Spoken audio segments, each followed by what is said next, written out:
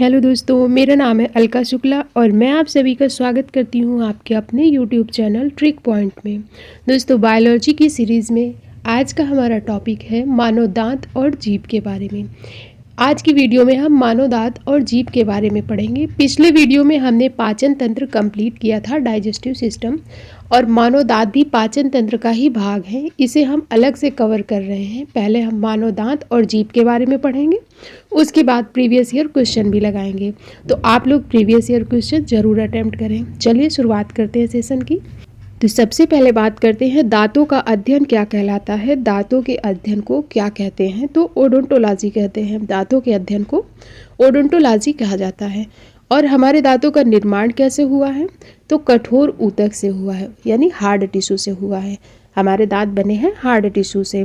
तो hard tissue, ये tissue क्या है? तो हमने कोशिका वाले चैप्टर में पढ़ा था कि हमारा शरीर कई सारी कोशिकाओं से मिलकर बना है। शरीर की सबसे छोटी इकाई है कोशिका, और बहुत सारी कोशिकाओं से निर्माण होता है टिश्यू का, यानी ऊतक का। तो ग्रुप ऑफ सेल से निर्माण होता है टिश्यू का, और टिश्यू से निर्माण होता है अंग का, और अंग से निर्माण होगा अंग तंत्र का, और अंग तंत्र से बनेगा जीव। ये हमने कोशिका चैप्टर में डिस्कस कर लिया था। तो शरीर की सबसे छोटी इकाई है कोशिका, और ग्रुप ऑफ सेल को कहते हैं टिश्यू। ठीक है, और टिश्यू से ही निर्माण हुआ है दांतों का, यानी हार्ड टिश्यू से दांतों का निर्माण हुआ है। और दांतों को नुकसान कौन पहुंचाता है? तो फ्लोरीन की अत्यधिक मात्रा दांतों को नुकसान पहुंचाती है। ठीक है, तो हमने जाना दांतों के अध्ययन को ओडोंटोलॉजी कहते हैं, और दांतों का निर्माण हुआ है हार्ड टिश्यू यानी कठोर ऊतक से, और दांतों को नुकसान पहुंचाता है फ्लोरीन की अत्यधिक मात्रा। अब हम बात करते हैं दांतों की संरचना की। दांतों में मुख्य रूप से दो संरचना पाई जाती है, इनेमल और डेंटाइन।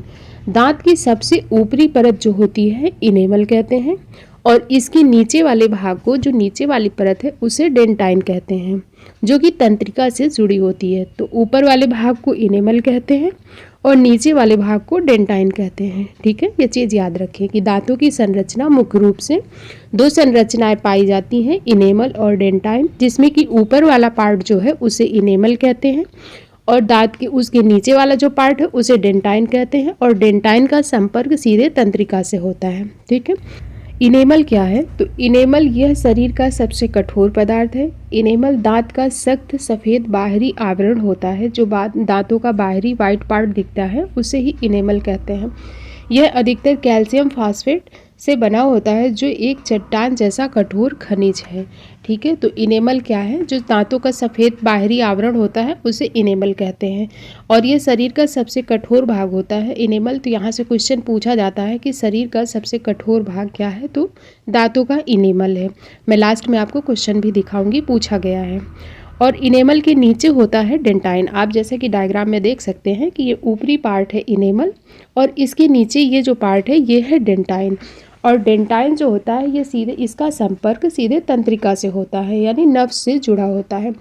जब दांतों का ऊपरी आवरण अर्थात इनेमल घिस जाता है तो दूसरी परत खुल जाती है, डेंटाइन।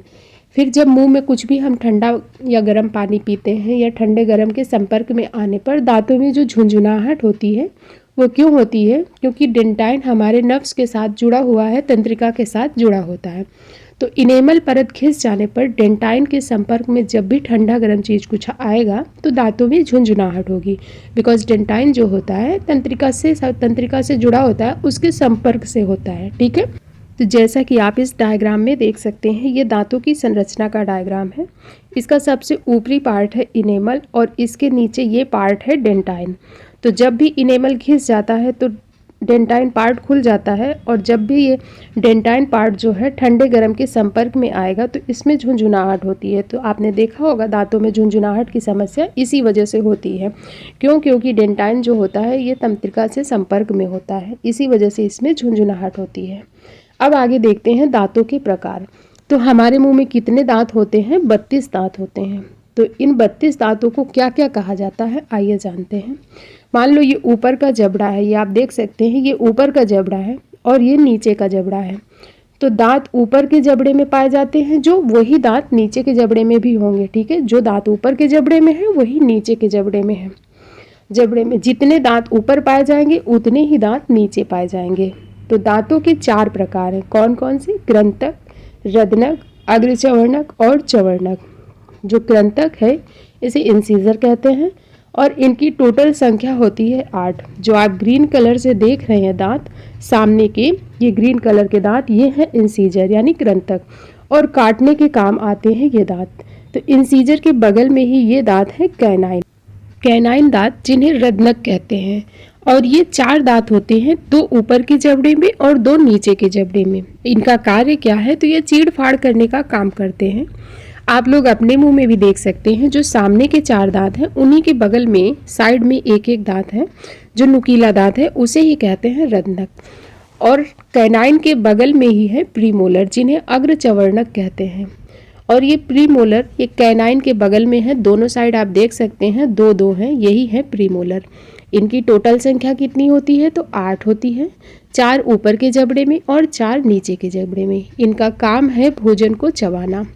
इसके बाद जो लास्ट में है प्रीमोलर के बगल में मोलर जिन्हें चवर्णक दांत कहते हैं और इनकी संख्या कितनी होती है, तो 12 होती है, 6 ऊपर के जबड़े में पाए जाएंगे और 6 नीचे के जबड़े में पाए जाएंगे। इनका काम क्या है, जो भोजन चबाया हुआ है उसमें लार मिक्स करना यानी भोजन को चबाना इनका भी कार्य है। ठीक है, तो 4 प्रकार के दांत हमने देखे, कौन कौन से, कृंतक, रदनक, अग्रचवर्णक और चवर्णक यानी इंसीजर, कैनाइन, प्रीमोलर और मोलर। इनकी संख्या क्या है, कृंतक है 8, रदनक है 4 और अग्रचवर्णक है 8 और चवर्णक है 12। तो हमने देखा एक वयस्क मनुष्य में 32 दांत होते हैं जो कि 4 पार्ट में डिवाइड हैं। चारों हमने देख लिया कि चारों का काम क्या है और इनकी संख्या कितनी होती है। अब हम देखते हैं कि मानव दांत की अवस्थाएं क्या हैं। मानव दांत की 2 अवस्थाएं होती हैं, दूध के दांत और स्थायी दांत। दूध के दांत जिन्हें टेम्परेरी टीथ कहते हैं और स्थायी दांत जिन्हें परमानेंट टीथ कहते हैं। तो दूध के दांतों की संख्या कितनी होती है, 20 होती है और एग्जाम में क्वेश्चन पूछा जाता है, बहुत बार पूछा भी गया है कि अस्थायी दूध के दांतों की संख्या कितनी है, तो 20 होती है और ये 14 से 15 वर्ष की उम्र तक टूट करके दोबारा नए निकल आते हैं। और स्थायी दांत यानी परमानेंट टीथ, स्थायी दांतों की संख्या 32 होती है और ये जीवन पर्यंत रहते हैं, अर्थात ये टूट गए तो दोबारा नहीं आते हैं, लेकिन दूध के दांत दोबारा निकल आते हैं। तो याद रखें कि दूध के दांत 20 हैं और स्थायी दांत 32 हैं। और अगर बात करें पूरे जीवन काल में कितने दांत निकलते हैं, तो 52 यानी 52 दांत निकलते हैं। 20 + 20 + 12, 20 दांत जो हैं दूध के दांत होते हैं, जब ये टूट जाएंगे तो 20 ये फिर निकल आएंगे और ये 12 स्थायी दांत होते हैं। तो मनुष्य के पूरे जीवन काल में 52 दांत निकलते हैं। तो यहाँ से आपके 3 क्वेश्चन कंप्लीट हो गए कि दूध के दांत की संख्या पूछे कितनी है, तो 20 होती है और स्थायी दांतों की संख्या पूछे तो 12 है और पूरे जीवन काल में कितने दांत निकलते हैं, तो 52।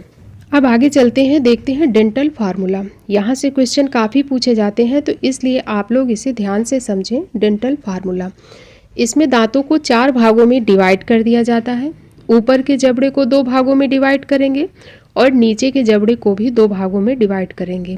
ऐसा इसलिए करते हैं क्योंकि जबड़ा अगर आप देखें ऊपर का, तो जो पैटर्न ऊपर के जबड़े में है वही नीचे है और ऊपर के जबड़े में लेफ्ट साइड में जो पैटर्न आपको देखने को मिलेगा वही राइट साइड में भी देखने को मिलेगा।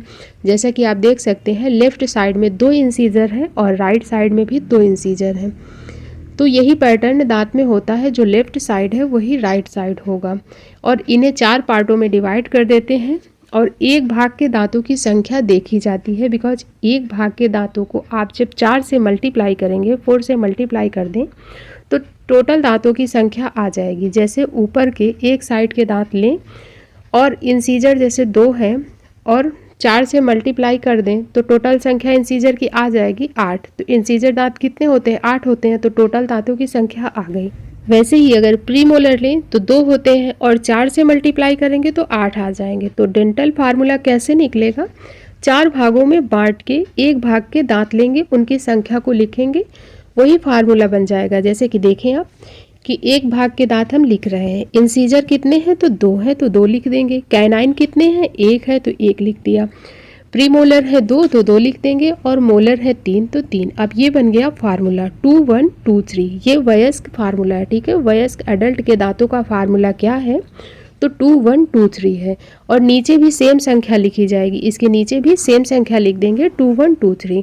और 2 से मल्टीप्लाई कर देंगे। तो ये हो गया वयस्क के दांतों का फार्मूला। ठीक है, आपको रटना नहीं है। हमने क्या किया कि दांतों को 4 भागों में डिवाइड किया, ऊपर के जबड़े को 2 भागों में, और एक साइड के चाहे लेफ्ट साइड ले लें या राइट साइड ले लें, उनके दांतों को काउंट करके लिख दिया कि कितने इसमें जो है रदनक है, कितने कैनाइन है, कितने मोलर हैं, सब लिख दिए। वही फार्मूला बन गया कि 2 1 2 3 ये एडल्ट का है। अब बच्चों का देखते हैं। तो बच्चों में दांतों की संख्या 20 है। तो बच्चों में दांतों की संख्या 20 क्यों है? क्योंकि बच्चों में सिर्फ अभी दूध के दांत हैं। ठीक है, इस वजह से बच्चों में दांतों की संख्या 20 है। और बच्चों में कौन से दांत नहीं पाए जाते हैं, यहाँ से क्वेश्चन बहुत बार पूछा गया है। तो बच्चों में प्रीमोलर दांत यानी अग्रचवर्णक दांत नहीं पाए जाते हैं। अब देखते हैं बच्चों का भी ये जबड़ा है, इसे 4 पार्ट में डिवाइड कर दिया गया है और एक भाग के दांत हम देखेंगे। ठीक है, तो एक भाग के दांत देखते हैं, जैसे कि इंसीजर है। तो इंसीजर 2 है। और एडल्ट में हमने क्या देखा था? एडल्ट में भी इंसीजर 2 थे। कैनाइन 1 है और एडल्ट में भी कैनाइन 1 था। फिर है प्रीमोलर यानी अग्रचवर्णक, जो कि बच्चों में नहीं पाया जाता, इनकी संख्या बच्चों में 0 है। और एडल्ट में कितनी थी? तो एडल्ट में 2 थी। इसके बाद फिर है मोलर यानी चवर्णक दांत, ये बच्चों में 2 पाए जाते हैं, एडल्ट में हमने देखा था 3 थे।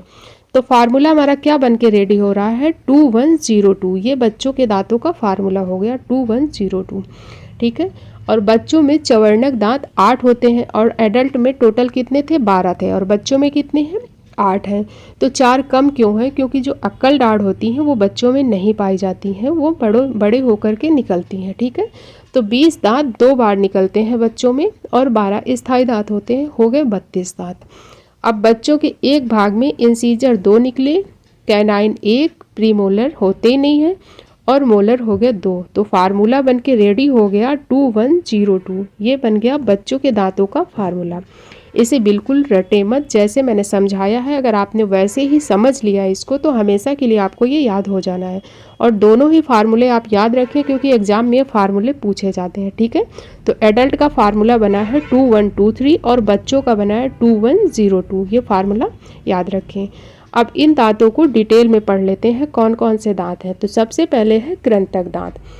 यह आगे के दांत होते हैं और इनका कार्य भोजन को पकड़ना, काटना, कुतरने का काम करते हैं। ठीक है, इनकी संख्या 8 होती है, जो कि ऊपरी जबड़े में 4 और निचले जबड़े में 4 पाए जाते हैं। 8 संख्या होती है, 4 ऊपर के जबड़े में और 4 नीचे के जबड़े में। और इन्हें स्माइल टीथ भी कहते हैं। स्माइल टीथ क्यों कहते हैं? क्योंकि जब हम हंसते हैं तो सामने के दांत दिखते हैं और इन्हें इंसीजर कहा जाता है, तो इसी वजह से इन्हें स्माइल टीथ भी कहते हैं। और हाथी के दांत, बाहर दिखने वाले जो दांत होते हैं वो कृंतक यानी इंसीजर ही होते हैं। कहते हैं ना कि हाथी के दिखाने के दांत और है, खाने के दांत और हैं, जो दिखाने वाले दांत हैं वही कृंतक हैं। ठीक है, इसके बाद नेक्स्ट है रदनक, जिन्हें कैनाइन कहते हैं। यह दांत चीरने फाड़ने का काम करते हैं। सबसे अधिक नुकीले होते हैं यह दांत और इनकी संख्या कितनी होती है? तो 4 होती है। ठीक है, 2 ऊपर के जबड़े में और 2 नीचे के जबड़े में। और मानव में रदनक दांत की उपस्थिति शुरुआत में इसके मांसाहार प्रकृति को स्पष्ट करती है। इससे ये पता चलता है कि शुरू में मानव मांसाहार प्रकृति का रहा होगा। तो आदि मानव शिकार करते ही थे, हमें पता ही है कि आदि मानव शिकार करते थे, पशुओं को मार करके भोजन करते थे। तो इन्हीं दांतों से पता चलता है कि मानव मांसाहार प्रकृति का था। और मांसाहारी जानवरों में यह दांत काफ़ी बड़े होते हैं, जैसा कि आप देख सकते हैं डायग्राम में। ये चीता के और शेर के डायग्राम में आप ये जो आगे के दांत दिख रहे हैं यही है कैनाइन। ठीक है, फिर नेक्स्ट है अग्रचवर्णक यानी प्रीमोलर। भोजन को पीसने का काम करते हैं ये दांत और इनकी संख्या 8 होती है। 4 ऊपर के जबड़े में पाए जाते हैं और 4 नीचे के जबड़े में। यह दांत बच्चों में नहीं पाए जाते, जैसा कि हमने पीछे भी डिस्कस किया कि अग्रचवर्णक दांत बच्चों में नहीं पाए जाते हैं, बच्चों में यह अनुपस्थित होते हैं। इसके बाद फिर है मोलर यानी कि चवर्णक दांत। यह भोजन को पीसने के साथ लार मिलाने का कार्य करते हैं। जो भोजन पीस चुका है, चबा चुके हैं चवर्णक दांत, अब उनमें लार मिलाने का कार्य कौन से दांत कर रहे हैं? मोलर यानी चवर्णक दांत। और इनकी संख्या कितनी होती है? तो 12 होती है। 6 ऊपर के जबड़े में पाए जाते हैं और 6 नीचे के जबड़े में पाए जाते हैं। और अक्कल दाढ़ इन्हीं का भाग होती है। ये चीज़ याद रखें कि अक्कल दाढ़ जो होती है किन दांतों का पार्ट है? तो मोलर यानी चवर्णक दांतों का भाग होती है। और अब एक अवशेषी अंग रह गया है, यानी कि आने वाले समय में अक्कल दाढ़ नहीं निकलेगा। कई लोगों को तो अभी भी नहीं निकलता है। तो हमें एग्ज़ाम के पॉइंट ऑफ व्यू से आंसर याद रखना है कि मनुष्य में 32 दांत होते हैं और ये 4 प्रकार के होते हैं। चारों प्रकार हमने पढ़ लिया है कि कौन कौन से दांत कितने होते हैं, संख्या कितनी होती है और इनके कार्य क्या होते हैं। अब हम बनावट के आधार पर देखते हैं कि बनावट के आधार पर दांत कितने प्रकार के होते हैं। तो बनावट के बाहरी बनावट के आधार पर दांत 2 प्रकार के होते हैं। कौन कौन से? समदंती और विषमदंती। समदंती को बोलते हैं होमोडोंट और विषमदंती को बोलते हैं हेट्रोडोंट। तो पहले हम देखते हैं होमोडोंट क्या है, यानी समदंती जंतु जिनके जबड़े पर निकलने वाले सभी दांत एक ही प्रकार के होते हैं उन्हें समदंती कहा जाता है। जैसे कि कछुआ है, सांप है, मछली है, छिपकली है आदि है। तो अब आप बताइए कि मनुष्य समदंती है या विषमदंती है? तो मनुष्य विषमदंती है, क्योंकि हमारे दांत एक प्रकार के नहीं हैं। कुछ इंसीजर हैं, हमने पढ़ा भी कि कुछ इंसीजर होते हैं, कुछ कैनाइन होते हैं, कुछ प्रीमोलर और कुछ मोलर होते हैं। तो मनुष्य के दांत एक समान नहीं होते हैं, मनुष्य विषमदंती होता है। ठीक है, तो मनुष्य किस श्रेणी में आएगा? विषमदंती श्रेणी में आएगा। और समदंती में कौन होता है? कछुआ, सांप, मछली, छिपकली आदि। इसके बाद है विषमदंती। विषमदंती क्या है? तो जंतु जिनके जबड़ों पर विभिन्न प्रकार के दांत निकलते हैं उन्हें विषमदंती कहा जाता है। जैसे कि स्तनधारी। तो स्तनधारी किस श्रेणी में आते हैं? विषमदंती श्रेणी में आते हैं। मनुष्य किस श्रेणी में आएगा? विषमदंती में। मनुष्य के दांत विषमदंती होते हैं। तो हमने दांतों के बारे में पढ़ लिया है। अब हम आगे चलते हैं, जीभ के बारे में पढ़ते हैं। जीभ यह मांसपेशियों से बनी संरचना है जिस पर स्वाद कलिकाएं पाई जाती हैं। यह एक संवेदी अंग है जो कि स्वाद बताने का कार्य करती है। मनुष्य में टेस्ट बर्ड्स की संख्या लगभग 2000 से 8000 होती है और उम्र के साथ इनकी संख्या घटती जाती है। तो जो हमारी स्वाद कलिकाएं होती हैं जिनकी संख्या 2000 से 8000 के बीच होती है, तो जैसे जैसे उम्र बढ़ती है वैसे वैसे इनकी संख्या घटती जाती है। जो मध्य का भाग है वो किसी भी प्रकार के स्वाद का पता लगाने की क्षमता नहीं रखता है, अर्थात स्वादहीन होता है। ये चीज़ याद रखें, ठीक है, कि जो मध्य का भाग होता है यहाँ पर किसी भी प्रकार के टेस्ट का पता नहीं चलता है। तो क्वेश्चन भी बनता है यहाँ से, तो इसे ज़रूर याद रखें आप। तो अब इसे एक बार डायग्राम से देख लेते हैं और समझ लेते हैं कि जीभ के किस हिस्से में क्या स्वाद मिलता है। तो ये आगे का जो पार्ट देख रहे हैं आप, यहाँ स्वीट का पता यानी मीठे का पता चलता है कि आगे के इस भाग में मीठे का पता चलेगा। और जो ये साइड के दोनों भाग हैं आप देख सकते हैं, ये साइड के जो दोनों भाग हैं, यहाँ पर साइड के जो आगे वाला भाग है यहाँ पर नमक का पता चलेगा और पीछे वाले भाग में खट्टे का पता चलेगा। ठीक है, तो आगे के पार्ट में हमने देखा मीठे का पता चल रहा है और साइड के जो दोनों भाग हैं इसमें साइड के भी 2 भाग, मतलब 2 पार्ट में डिवाइड कर लो साइड के भाग को। तो आगे का जो भाग है उसमें नमक का पता चलेगा, नमक का टेस्ट आएगा, और पीछे के भाग में खट्टे का टेस्ट आएगा। और जीभ का जो पीछे का भाग है, ये पीछे का हिस्सा है, इसमें कड़वाहट यानी कड़वे का टेस्ट मिलता है। ठीक है, तो ये जीभ के पार्ट हो गए। आगे हमें मीठे का टेस्ट पता चलेगा और साइड में आगे साइड नमक का पता चलता है, पीछे साइड से खट्टे का पता चलेगा। और पीछे साइड जो जीभ का ये पार्ट है यहाँ से हमें कड़वे का पता चलेगा। और बीच का ये पार्ट जो है इस भाग में किसी भी स्वाद का पता नहीं चलता है। ठीक है, इस भाग में किसी भी चीज़ का टेस्ट नहीं आता है।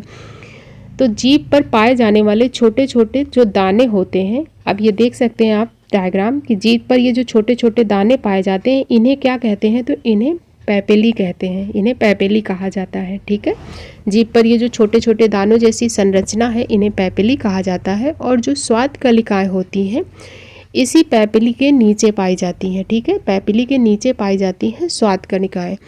तो ये हो गया जीभ की संरचना और जीभ का पार्ट। और यहाँ से हमारा थ्योरी सेक्शन कंप्लीट होता है। अब हम चलते हैं प्रीवियस ईयर क्वेश्चन की तरफ।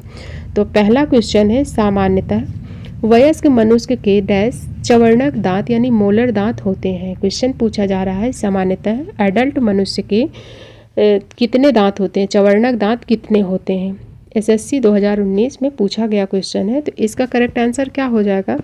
इसका राइट आंसर हो जाएगा 12। चवर्णक दांतों की संख्या कितनी होती है? 12 होती है, 6 ऊपर के जबड़े में और 6 नीचे के जबड़े में। फिर नेक्स्ट है, दांतों के अध्ययन को क्या कहा जाता है। इसका करेक्ट आंसर क्या हो जाएगा? दांतों के अध्ययन को क्या कहते हैं? तो इसका राइट आंसर हो जाएगा ऑप्शन नंबर डी, ओडोंटोलॉजी कहते हैं। दांतों के अध्ययन को ओडोंटोलॉजी कहा जाता है। नेक्स्ट क्वेश्चन है, वयस्क मानव में दांतों की कुल संख्या क्या है जिसमें ज्ञान के दांत भी शामिल हैं। तो वयस्क मानव में कुल दांतों की संख्या कितनी है जिसमें ज्ञान के दांत भी शामिल है। इसका करेक्ट आंसर होगा ऑप्शन नंबर बी, 32 दांत। ज्ञान के दांत का मतलब होता है अक्कल दाढ़, ठीक है। तो वयस्क मानव में दांतों की संख्या कितनी है, 32 होती है और बच्चों में 20 होती है। अगला क्वेश्चन है, हमारे मुंह में विभिन्न प्रकार के दांतों का आगे से पीछे क्रम क्या है। जो हमने दांतों के भाग पढ़े थे, प्रकार पढ़े थे, तो उनका सही क्रम पूछ रहा है क्या है। तो इनका सही क्रम क्या हो जाएगा, हमने क्या पढ़ा था, पहले थे कृंतक, फिर थे रत्नक, फिर अग्रचवर्णक और लास्ट में थे चवर्णक। तो सही क्रम इसका क्या बन रहा है, ऑप्शन नंबर ए। तो ऑप्शन नंबर ए इसका राइट हो जाएगा। नेक्स्ट क्वेश्चन है, मनुष्य के जीवन में कितने दांत 2 बार निकलते हैं। एनटीपीसी 2021 में पूछा गया क्वेश्चन है। तो मनुष्य के जीवन में कितने दांत 2 बार निकलते हैं, हमने पढ़ा था ना कि 20 दांत 2 बार निकलते हैं, यानी 20 दांत दूध के होते हैं। तो अगर क्वेश्चन की लैंग्वेज चेंज करके पूछ ले कि मनुष्य में दूध के दांत कितने होते हैं, तो 20 दांत होते हैं, ठीक है। या फिर अस्थायी दांत पूछ ले तो वो भी 20 होते हैं। तो मनुष्य के जीवन में कितने दांत 2 बार निकलते हैं, तो 20 दांत 2 बार निकलते हैं, ठीक है।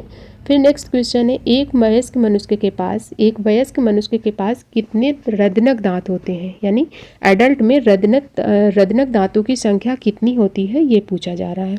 तो इसका करेक्ट आंसर क्या हो जाएगा, इसका करेक्ट आंसर हो जाएगा ऑप्शन नंबर डी, 4। एक वयस्क मानव के पास 4 रदनक यानी कैनिन दांत होते हैं, ठीक है। इसके बाद नेक्स्ट क्वेश्चन है, मनुष्य में प्रीमोलर और मोलर दांतों की संख्या का अनुपात क्या है। तो इसका अनुपात पूछा जा रहा है, यूपी SSC लेखपाल 2016 में पूछा गया क्वेश्चन है। तो इसका करेक्ट आंसर क्या हो जाएगा कि मनुष्य के दांतों में जो प्रीमोलर और मोलर दांत होते हैं, इनकी संख्या का अनुपात क्या है, इनकी संख्या का अनुपात होता है, ये 8 और 12 होते हैं, तो 8:12 हो जाएगा। लेकिन जब इसका शॉर्ट फॉर्म लिखेंगे, छोटा करके लिखेंगे, जैसे कि 4 से डिवाइड कर देंगे, तो 4 दून 8 और 4 3 का 12, तो 2:3 बन जाएगा, ठीक है। तो इसका करेक्ट आंसर क्या हो जाएगा, 2:3। तो राइट आंसर हो जाएगा ऑप्शन नंबर ए। फिर नेक्स्ट क्वेश्चन है, मनुष्य के शरीर का कठोरता पदार्थ कौन सा होता है। मनुष्य के शरीर का सबसे कठोर पदार्थ कौन सा है, तो करेक्ट आंसर हो जाएगा ऑप्शन नंबर ए, दांतों का इनेमल। राइट आंसर हो जाएगा ऑप्शन नंबर बी। फिर नेक्स्ट क्वेश्चन है, दूध दांतों का दंत सूत्र क्या है। दूध के दांतों का दंत सूत्र पूछा जा रहा है। तो इसका करेक्ट आंसर है ऑप्शन नंबर ए, 2102। हमने पढ़ा था 2102 दूध के दांतों का सूत्र है। तो राइट आंसर है ऑप्शन नंबर ए। फिर नेक्स्ट क्वेश्चन है, मानव जीव में औसतन कितने स्वाद बर्ड्स मौजूद होते हैं। इसका राइट आंसर हो जाएगा ऑप्शन नंबर ए, 2000 से 8000 के बीच। मानव की जीभ में औसतन 2000 से 8000 के बीच में स्वाद बर्ड्स मौजूद होते हैं, जो कि उम्र के साथ साथ घटते भी जाते हैं। जैसे जैसे उम्र बढ़ेगी इनकी संख्या कम होती जाती है। फिर नेक्स्ट है, संजय के मुंह में चीनी का टुकड़ा है, उसकी जीभ के किस भाग में टुकड़ा सबसे मीठा होगा। तो इसका करेक्ट आंसर क्या हो जाएगा, अग्रभाग में। हमने पढ़ा था कि जीभ के आगे वाले पार्ट में, अग्रभाग में मीठे का टेस्ट मिलता है। तो राइट आंसर क्या हो जाएगा इसका, ऑप्शन नंबर ए, अग्रभाग में। और अब है आज का लास्ट क्वेश्चन कि कड़वाहट के लिए मानव जीभ का संवेदनशील क्षेत्र है, यानी कड़वाहट का भाग जो है, कड़वाहट का पता हमें किससे चलेगा। तो जीभ के किस भाग से हमें कड़वाहट का पता चलता है, हमने डायग्राम में देखा था ना कि कड़वाहट का पता जीभ के हमें पीछे वाले भाग से पता चल रहा था कड़वाहट का। तो राइट आंसर क्या है, पीछे का भाग हो जाएगा। तो इसका करेक्ट आंसर है पीछे का भाग। हमने पढ़ा था जीभ के आगे के भाग में मीठे का पता चल रहा था, और जो साइड का भाग है उसे 2 भागों में डिवाइड किया था, एक आगे का एक पीछे का। तो आगे के भाग से नमक का पता चल रहा था, पीछे के भाग से खट्टे का पता, और जीभ के जो लास्ट का भाग था वहाँ से हमें कड़वाहट का पता चल रहा था, और जीभ के बीच के भाग में किसी भी टेस्ट का पता नहीं चल रहा था। तो इसी क्वेश्चन के साथ आज का सेशन कंप्लीट होता है, आज का वीडियो कंप्लीट होता है। वीडियो आपको कैसा लगा कमेंट करके ज़रूर बताएं। Thank you.